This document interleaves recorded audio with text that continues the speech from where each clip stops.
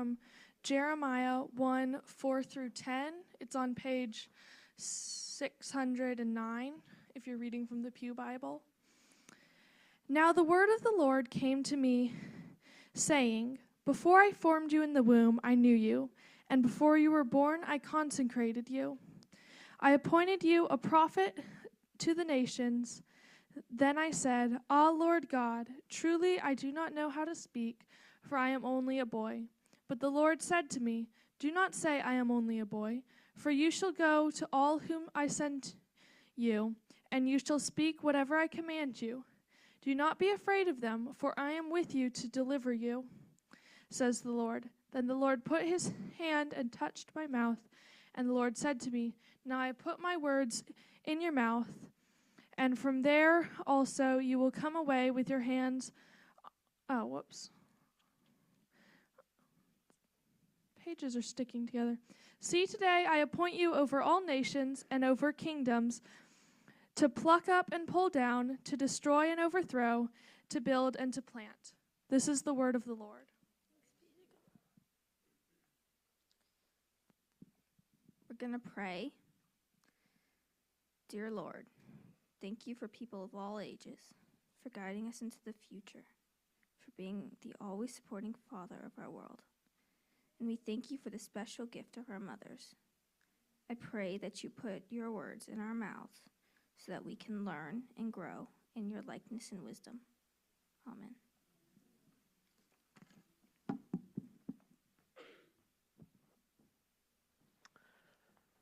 Well, I get the pleasure every week of hanging out with these young people. And that looks different from week to week. Sunday mornings, we're doing Bible studies in the basement. Sunday nights is really changes from time to time. And this semester, we have been recording a podcast. You haven't heard it because they don't want you to hear it. But they've heard it, and maybe some of their parents have heard it. And our podcast is called What Just Happened. Now, Youth Sunday looks different from year to year given the dynamics of the youth that we have in our program. So for this Youth Sunday, we decided that you all are going to be the audience for a live recording of What Just Happened. Play that intro jingle. Happened.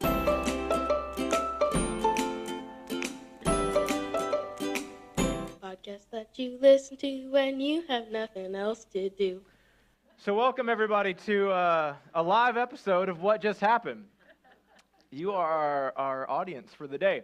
Now how this works is we normally have 3 segments. For the sake of time, we're only going to give you 2. Every single week, our youth and our parents are offered the opportunity to submit questions that we then wrestle with.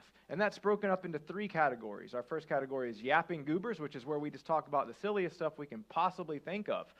One of my favorite memories of this semester is during this segment when we were debating what makes a really good hero, and 2 of our youth got into a little bit of a confrontation about Achilles and Odysseus. Roll the footage, please. He was pretty good for that. But only because he was partially immortal.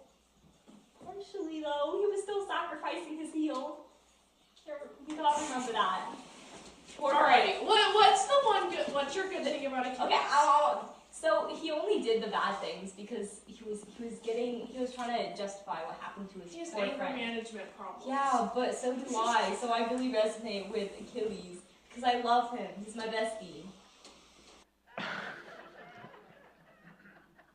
All right, you probably don't want to leave it frozen like that. Love you, Eden. So, one of the questions that has been sitting in the hopper for as long as I can avoid it seemed like a good question for us to have for our first segment today. So our first segment, the question is going to be, what is your favorite Pastor Zach story? So roll the segment footage and then come on up. Yapping Goobers.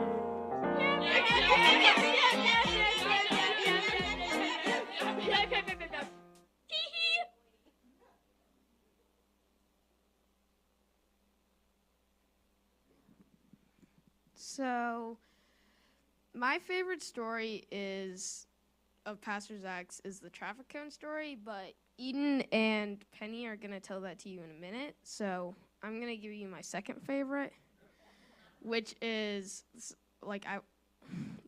the silent disco disaster. I like to call it that. So I think it was 9 years ago, and down in the basement, the church was having a silent disco party, and Pastor Zach had a smoke machine going, and so everybody was dancing, doing their thing, and he had the smoke machine going full blast. Meanwhile, Miss Barbara's upstairs with the kids making cookies. And then the smoke detectors start going off. And yeah. And things start getting crazy from there. Calls the fire department, and yeah.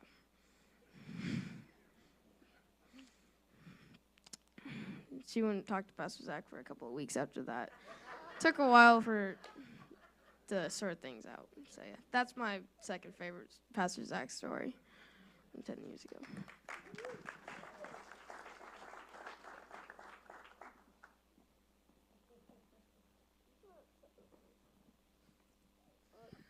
Does this work? Oh, yeah, okay.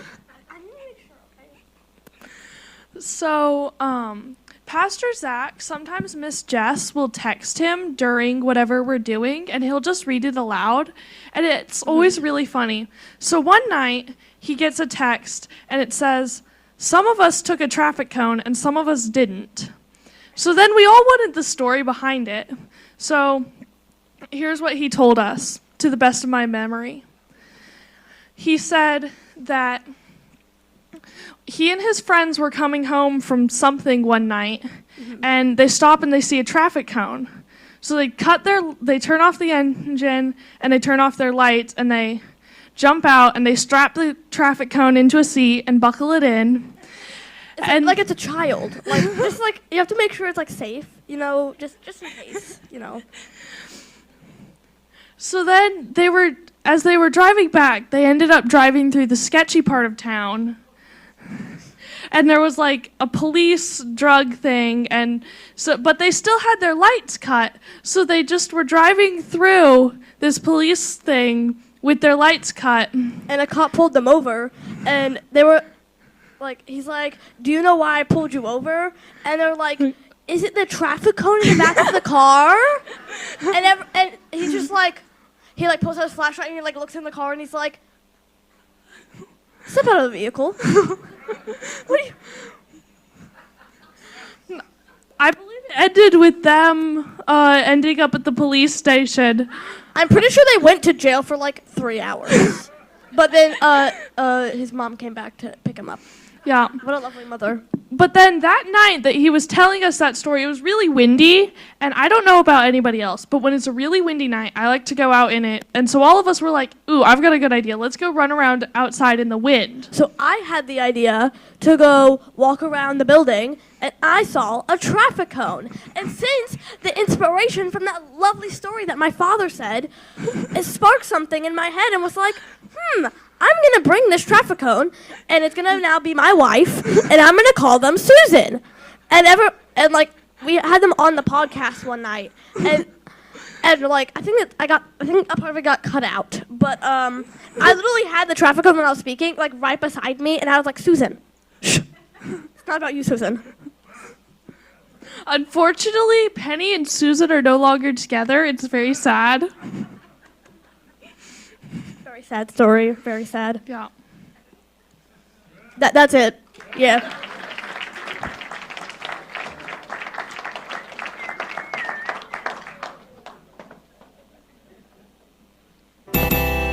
What random teens have to say! Yay!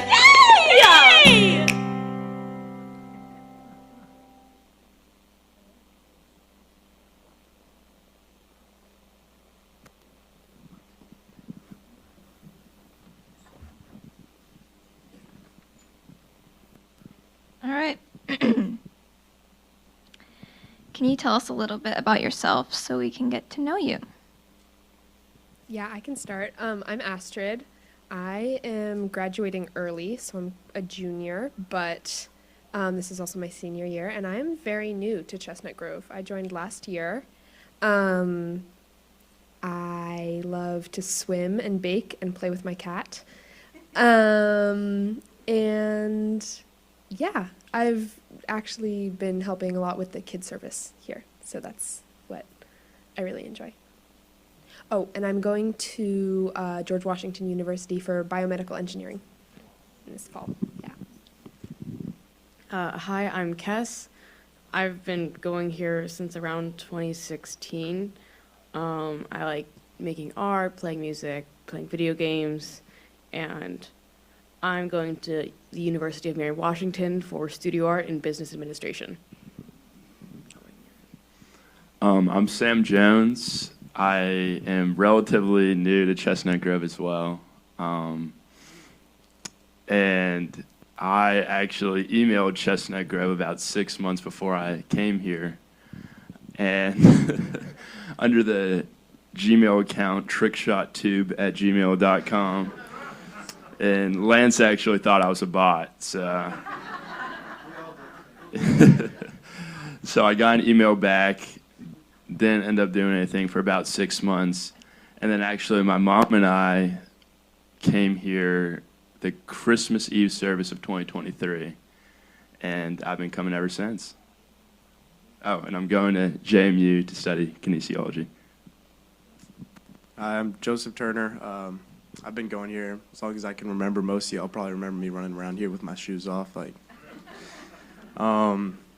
Yeah, as long as I can remember, I've been at Chestnut Grove. Next year, I'm going to Virginia Tech to study construction engineering. I play lacrosse, take care of my dog. That's about it for my hobbies. So, yeah. All right. As you near graduation, what do you wish you had known when you started high school? And what advice would you give to someone who's just starting?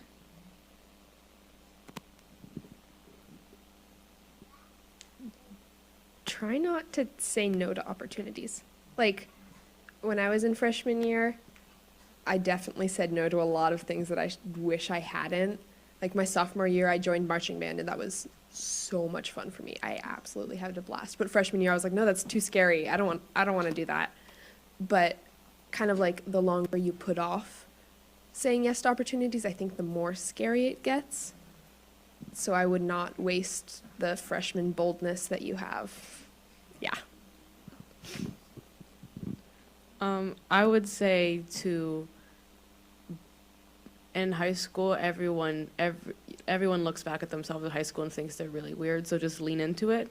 Rather, I think it's better to be cringe than be mean, than to be judgmental or to even be judgmental to yourself about that. So just do all the stupid stuff.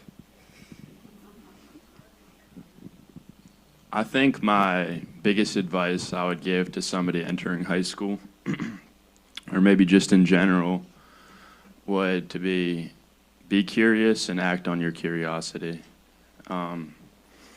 Especially early on in high school, it can be intimidating, seeing everybody have their own groups, and you almost want to just go with the flow and do what everyone else is doing.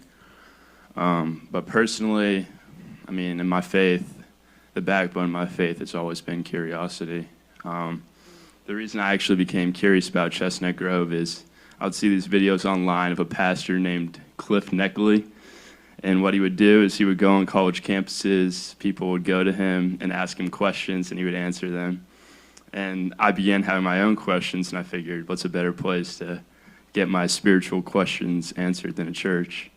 So ever since then, my growth in my faith, I always attribute to curiosity. And I think in order to have a lot of stability and maybe even fortitude in your faith is by being curious and being skeptical. And any questions that you have, you can find an answer to. I mean, Scripture says, if you seek the Lord with all your heart, you will find me. And that's definitely been true in my faith, because every time I just honestly and fully pursue the Lord, He always shows up for me. Advice I'd give going into high school is just to live in the moment.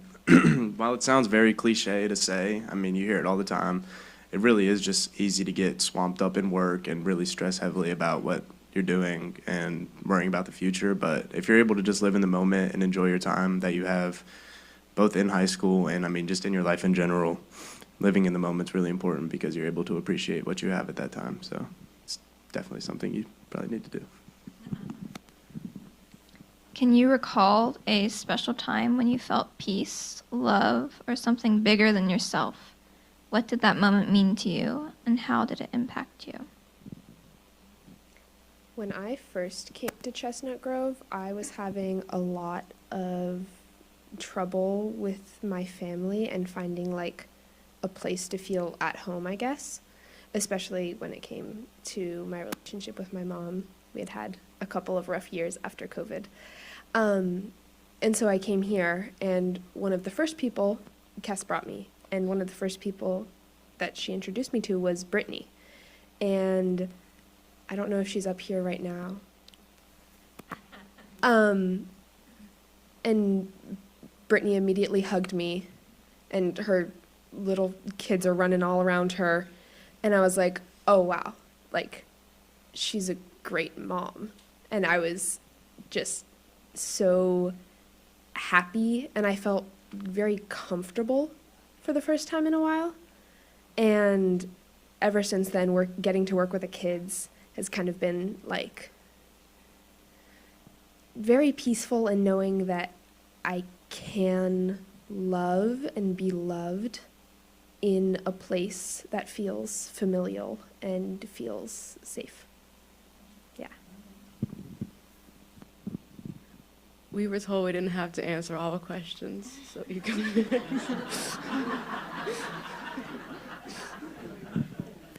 I pass on that as well.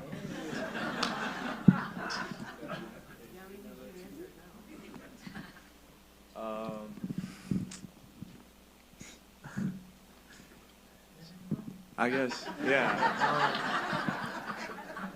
Well, I feel like I can appreciate being able to say, like, throughout my life, I've just always kind of been in a place of peace. I mean, I've had my parents here to back me up. I've had this community here as well that I can lean on anytime I feel any sort of stress or,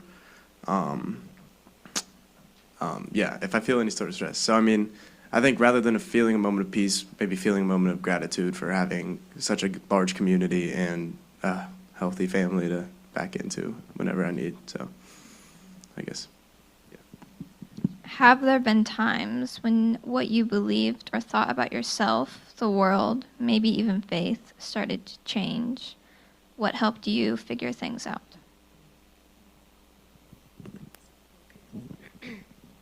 I used to consider myself pretty shy and introverted, especially through like middle school and stuff. And I don't think anyone would consider myself like that anymore. And I think that being on so many stages and performing really helped change that, and especially doing it every week here. It was already an interesting start. My first week playing with the like adult praise band, we were playing with papers, and Lance came in and said, "Okay, guys, Plan B." We threw out everything we had been working on, and we got like 15 different songs in different keys. And we're like, we're just gonna go with it, go with the flow. It was a little scary as a 13-year-old, but after going with the flow and getting on stage and just performing, that's helped me so much get out of my shell and be comfortable in front of people and realize that I don't really care too much about what the people who are judging me are thinking anyways, because those aren't the type of people I care about their opinion. So I think that's what's changed a lot. Well, for me, as I previously mentioned, I began coming to Chestnut Grove, I guess, junior year. So throughout high school, I haven't always been a Christian, or I haven't always been a follower of Jesus. So that's been a huge change in my beliefs, but it's also been the best change in my entire life. When I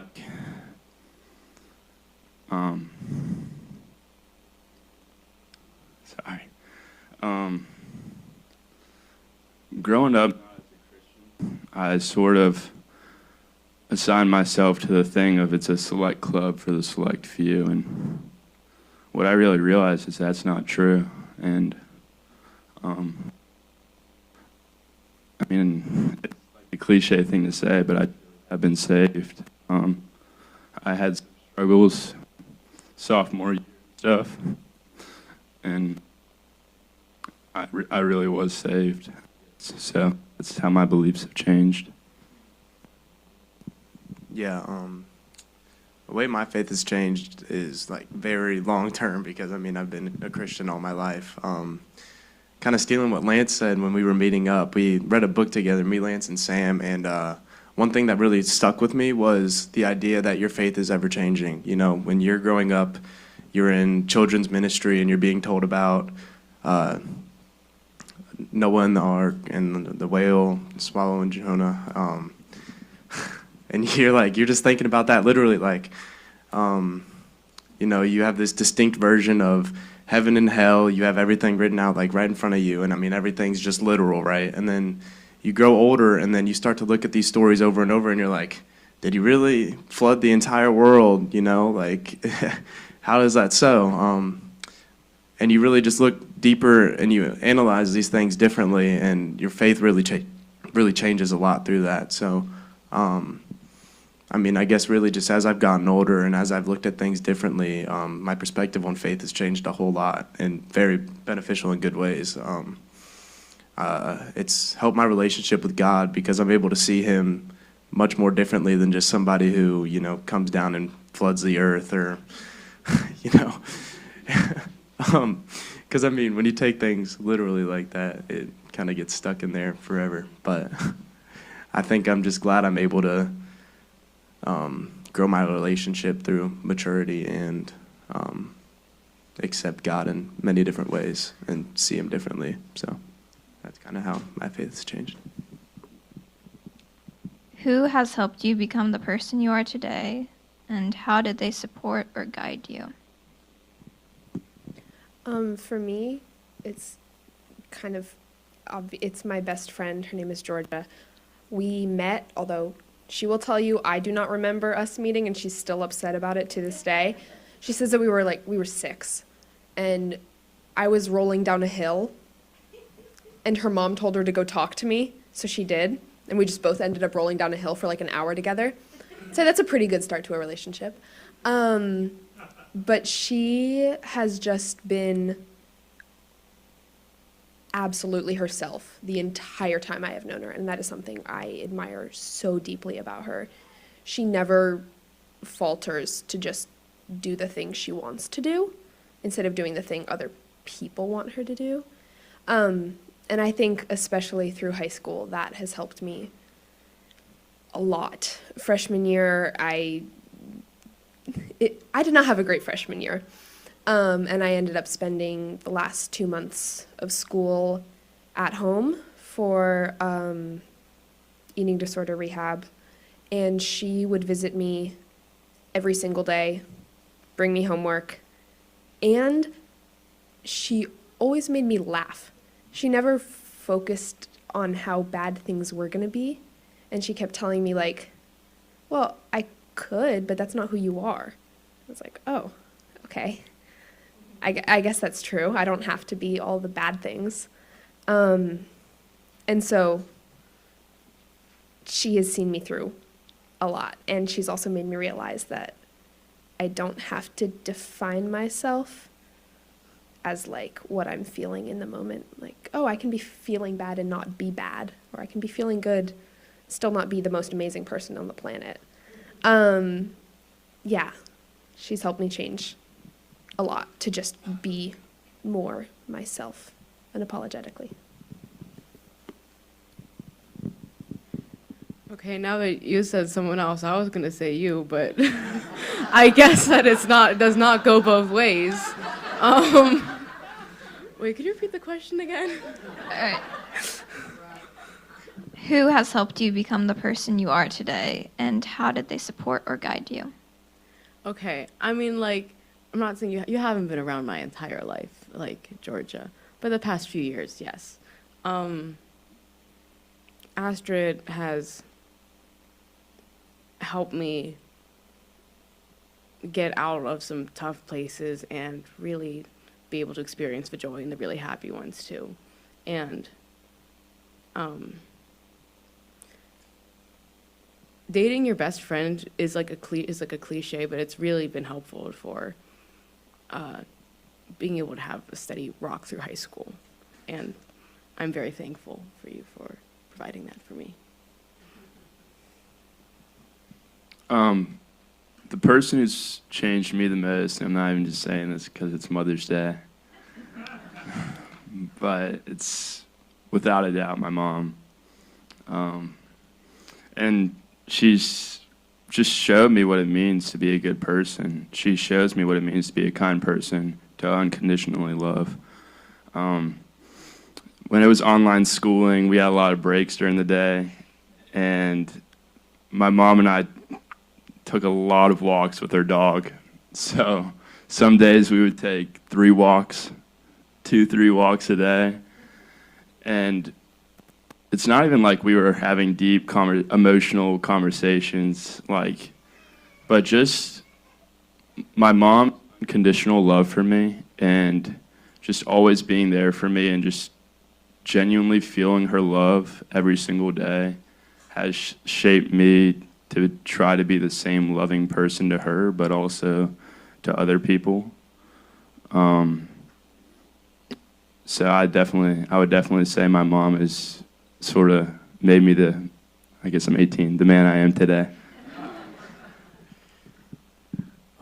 Yeah, I'm gonna go with my parents on this one too. As a lot of y'all know, I was not an easy child by any means. And the fact that my parents just never gave up and kept trying on me, even when it was really, really hard, it's really just something that if that happens to you, it doesn't go ignored. My dad always tells me this story. One time I was we were in a parking lot, and I was just running around, and my dad could not get a hold of me. So he comes in and grabs me and pulls me in the car, and he just goes, "I don't know what to do with you, man." And I'm like, so I don't think that I would have turned up as I am today if it wasn't for them, because I don't know who else would have been able to handle all that. So, like Sam said, their unconditional love for me and them never giving up has also really just taught me to be a kind person. And I really stand on being a kind person, and there's never a moment in time where I'm meeting somebody or I'm at somebody's house and I'm not respectful to them. And that's like kind of one of my core values is always be respectful, always be kind to people, because that's just how you got to be.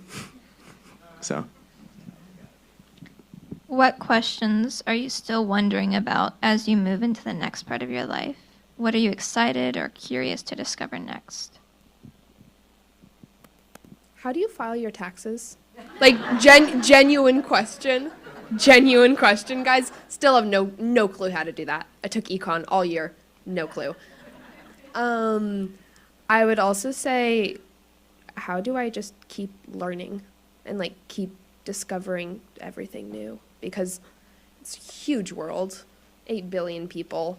I'm only going to meet a handful of them. But I want to learn everything I can from, like, each one. And I think that's why Chestnut Grove has been so helpful, is because I get to talk with 3-year-olds in the morning, and I'm like, what do you know about the world? And they're like, Dino Nuggies are pretty good. I'm like, okay, that's an interesting take. I'll take that one.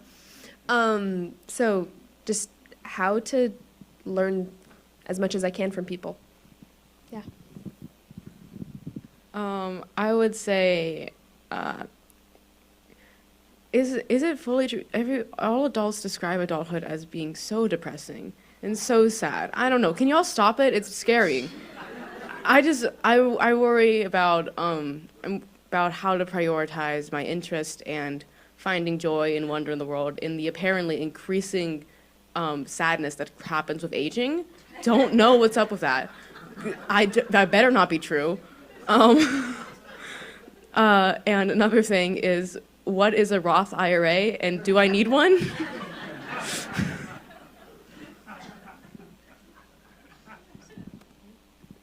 I second all the financial questions. And I don't know if I have one exact question that I have or I'm looking to get answered, but I kind of just hope I have questions. I hope I continue to have questions. And whether that be in my faith or as I pursue higher education, I just hope that like I have questions and I'm just interested in the stuff I'm interested about, and I can dive deeper into the things I care about because I have questions. Right, yeah, I agree with that as well. I guess when you start running out of questions is when you start running out of, I don't know. I guess I'm just excited for next year, next 4 years, just meet new people and experience all that. I feel like I learned so much more from new experiences rather than listening. So I guess the question was asking, like, Yeah, what questions are you wondering about Yeah. as you move in the next part of your life? yeah, I don't have an exact All right. one, so I'm kind of stuck. Is there anything else you would like to share or add? What about y'all? My things after y'all things. You go. I just want to apologize to Joseph if I take his on this one. But Pastor Lance, for many, many weeks, took the time out of his week to do a book club with Joseph and I. We read a book by Rob Bell called What We Talk About When We Talk About God. And Lance devoted so much time to us, so much thought to us, and genuinely just cared about how we were thinking and what we were thinking about while reading this book. And he gave me what I appreciate the most, which is wisdom, and also gave me the opportunity to just look at things in a new way and not be so solidified in my beliefs. Quite like I said, just questioning things, looking at things from a different point of view. But point being is, I just really appreciate all the time Lance gave Joseph and I, and it was truly huge for me and huge for my faith, and I just really appreciate it. And the very final time, I want to thank Tanya. She made us a wonderful dinner, and we all talked around the table for a couple hours.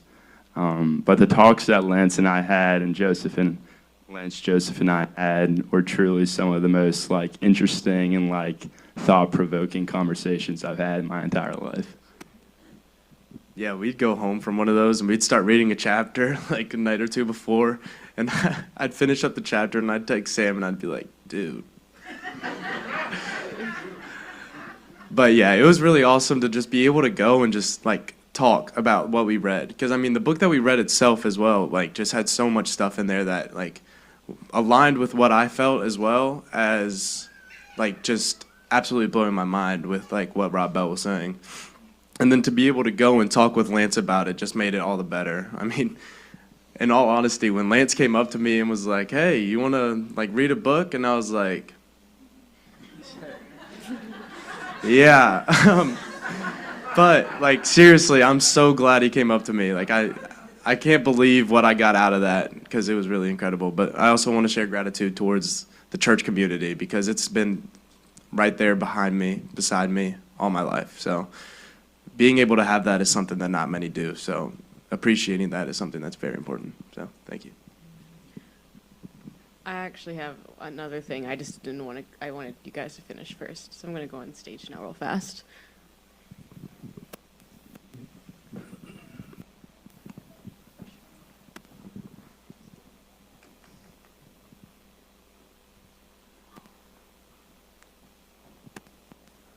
Is this my okay?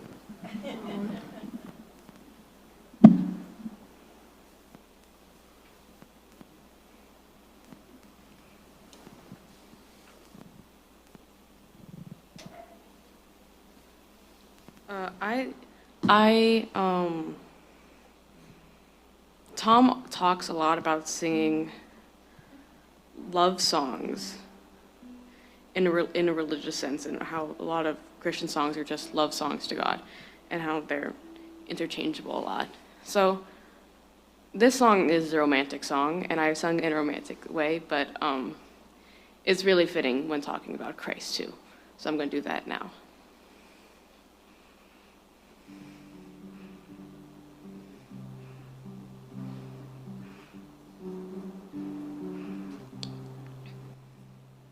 Some days I'm lonely, and some days I'm not. Some days I'm only a little bit sad, not a lot. How do you make a home? What to do? 'Cause I never stay too long. Every house looks the same in my dreams. Every house feels like home for a couple weeks. I've been running around trying to find a place where I can breathe. But me, oh my, I found you under an April sky. And you feel like city life, apple pie baked just right. Home is wherever you are tonight. Some days feel empty, and some days feel whole. Someday we can be in the same city, someday we'll be grown, and I'll be fine with packing up cardboard boxes filled and sad farewells. And I'll be fine with that goodbye, so long as I don't say goodbye to you as well. Every house looks the same in my dreams. Every house looks like home for a couple weeks. I've been running around trying to find a place where I can breathe. But me, oh my, I found you under an April sky.